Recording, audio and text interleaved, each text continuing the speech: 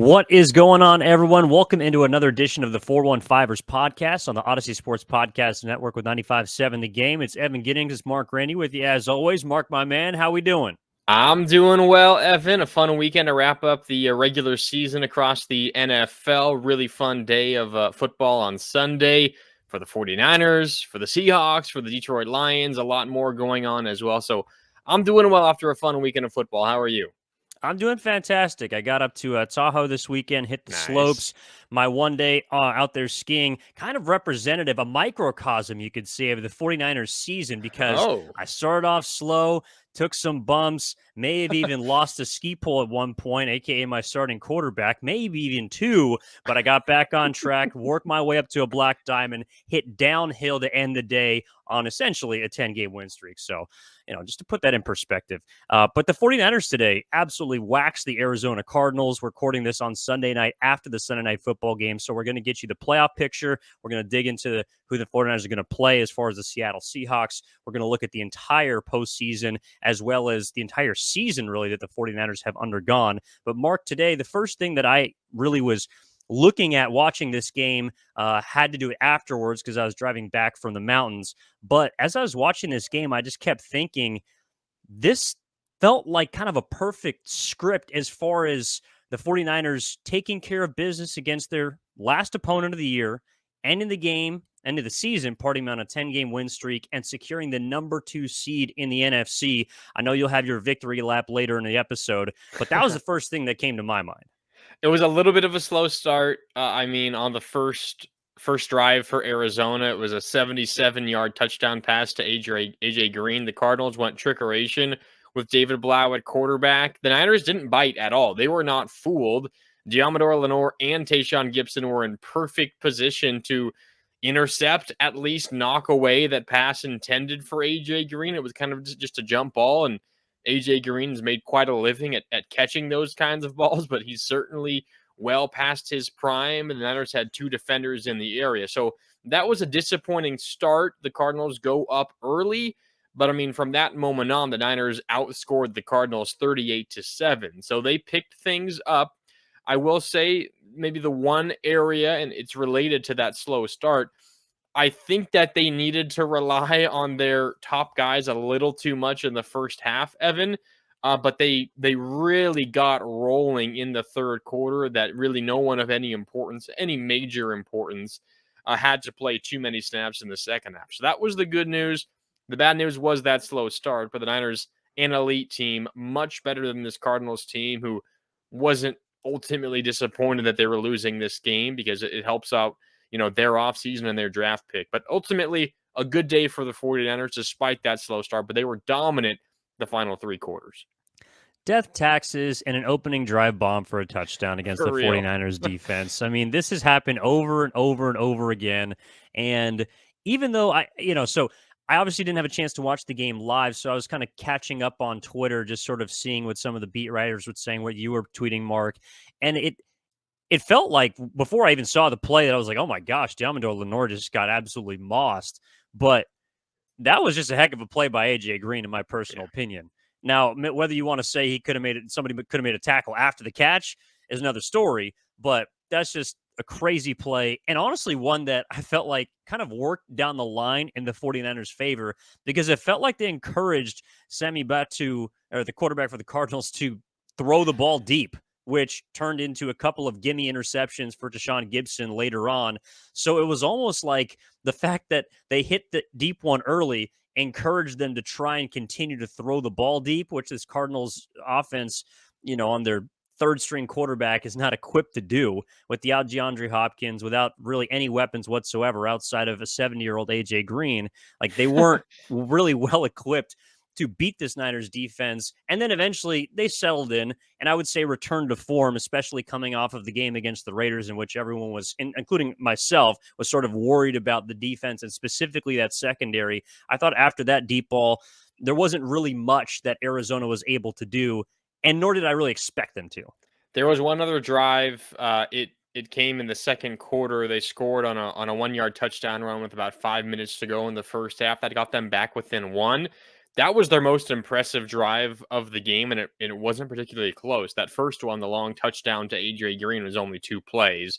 77 of those 80 yards coming on that one play to AJ Green. But their other touchdown, their only other touchdown of the game, was a 12-play, 75-yard drive that included conversions on 3rd and 14 and 3rd and 11. So that was an impressive drive. But you're right, Evan. If you take out that first drive where there was the lapse in the secondary, the bad tackling by both Diamador Lenore and Tayshaun Gibson, the Niners defense returned to form, and it was what you were expecting to see because, as you mentioned, you have a third string quarterback. I don't even think he actually is the third string. He was on their practice squad because it was Kyler Murray, Colt McCoy, Trace McSorley, and then David Blau. Fourth stringer is the starter for Arizona in this game. The Niners defense needed to get back on that horse, and they did. They don't allow a point in the second half, which had been kind of a theme for the 49ers during this 10-game winning streak. It happened the first handful of times that, during this winning streak. It happened again here to close out the regular season.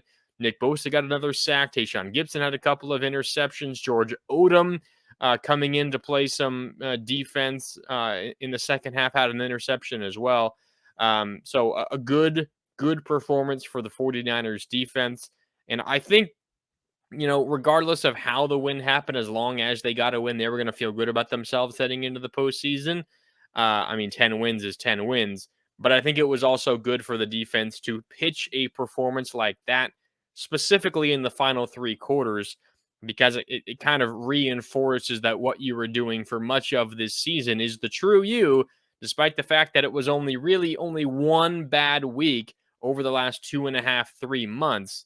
But this kind of reinforces that the Niners are indeed the best defense in the NFL. And some of those voices after one bad week kind of come through pretty loudly. But the Niners did their best to quiet that down a little bit here this week. And now we'll see what the postseason has in store. But I agree with you. A big day for the defense. Well, number one, they helped secure a 25-point differential, which usurps the former number one point differential team in the league, which I believe was the Buffalo Bills. Correct.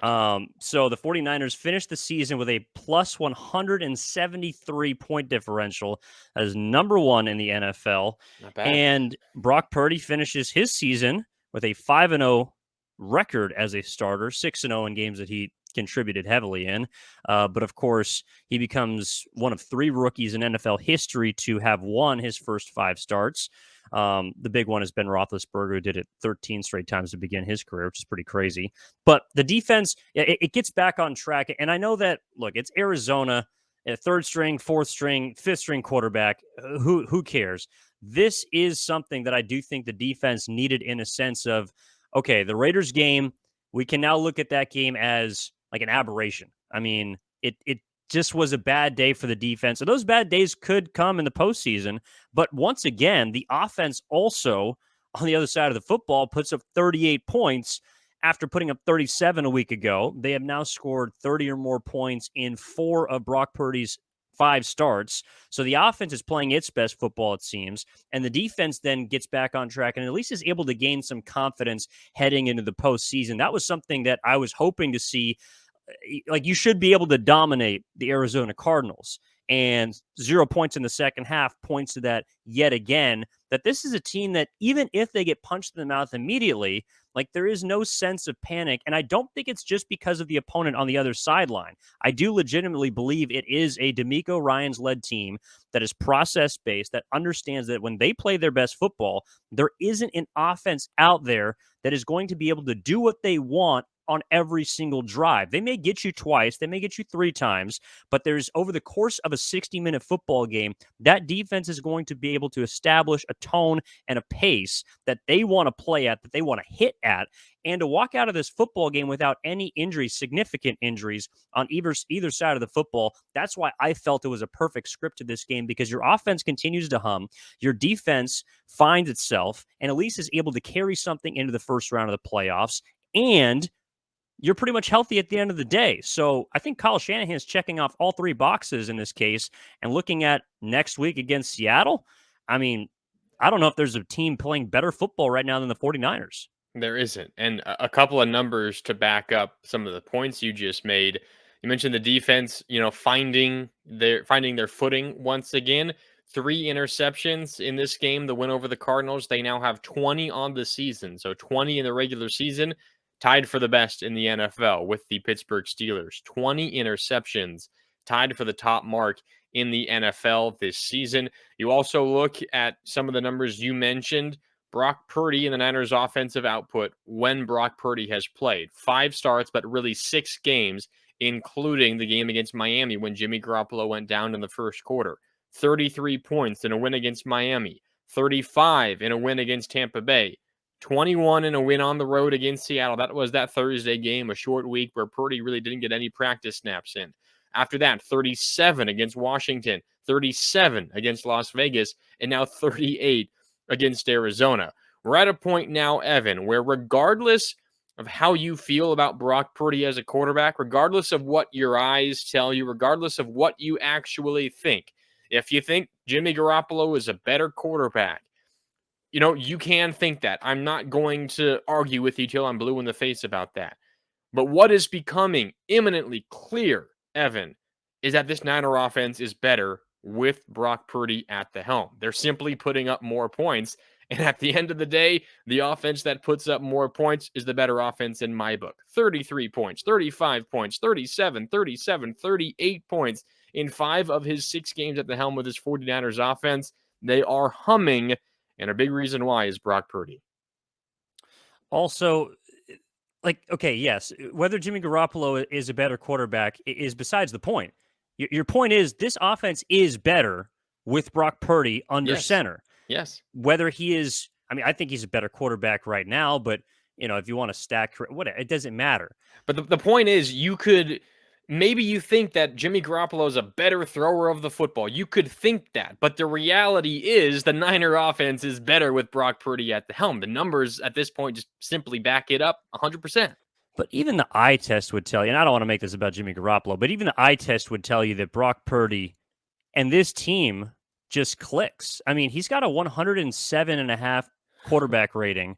That would be number one if, of course, he had qualified and played enough snaps. That's how good of football he has played over the last 6 weeks. I know he technically got in against Kansas City, but that's how good he's been when he has had a chance to play reps. And today against Arizona, there are still very much there's a lot of things that he needs to work on, that he needs to get better at, and that things that he can get better at.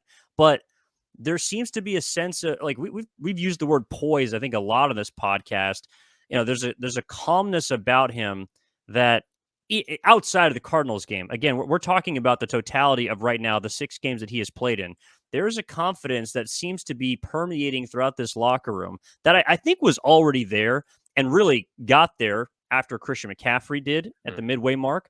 But Brock Purdy has taken that confidence of specifically this offense, to me, to new heights. And we're seeing guys like George Kittle become unlocked. We're seeing Christian McCaffrey obviously continue to do what he does. But Brandon Ayuk, now over 1,000 yards for the first time in his career in his 3rd season. Brandon Ayuk was making some fantastic plays, getting open for Brock Purdy. They play complementary football, and so I don't want to make this necessarily just about the quarterback position, because it is, to me, an entire puzzle that Kyle Shanahan has pieced together on offense to the point where we're seeing pre-snap motion, and I have no idea where the ball is going, and it's clear that the defense on the other side does not know where the ball is going either, whether it's on the ground, whether it's through the air. There are so many openings for Brock Purdy to be able to capitalize on, and he hasn't hit all of them. But the thing is, he doesn't have to. 15 of 20, 180 and 3 touchdowns is not a dominant day, but when you look up and see 38 points, you see a major piece of the puzzle doing exactly what it's supposed to do, and that's why Brock Purdy has taken this offense to a different level. I'm glad you brought up the weapons on offense, because there was a play that specifically made me think of that because of the way the Cardinals reacted. It was the Elijah Mitchell 5-yard touchdown run in the second quarter that gave the 49ers a 14-6 lead. It was a shotgun snap for Brock Purdy, Elijah Mitchell on the left hip of Purdy, and McCaffrey was lined up in the left slot. He comes across in motion from left to right, the defense moving with him because McCaffrey is the ultimate weapon. There's so much indecision and questioning going on in the minds of the Cardinals defenders. You can see it. You can almost feel it. They see McCaffrey go in motion, and you can just sense the indecision in their heads. They do not know what to do. They know they need to cover Christian McCaffrey out wide. He's getting a running start coming across in motion. He could get it on a snap, a quick handoff to him. He could be around the edge and in the end zone before you know it. So you got to respect that. But then guess what? They just give it to old reliable, the powerful Elijah Mitchell right up the middle. He runs over a tackler to get into the end zone, capitalizes on that indecision and the questioning going on in the Cardinals defenders' brains because of what McCaffrey brings to this offense, and he scores a touchdown. And this is the first time in a while we've seen Elijah Mitchell back on the field. We saw Deebo Samuel back on the field. We know what Christian McCaffrey can do. George Kittle has 11 touchdowns this season. He's setting career highs in that category. This Niners offense, to your point, Evan, has so many weapons. They make it so incredibly difficult for a defense because there are just simply too many guys to keep an eye on and think about. You try to take away one, the Niners will give it to the other, and that was on display against the Cardinals.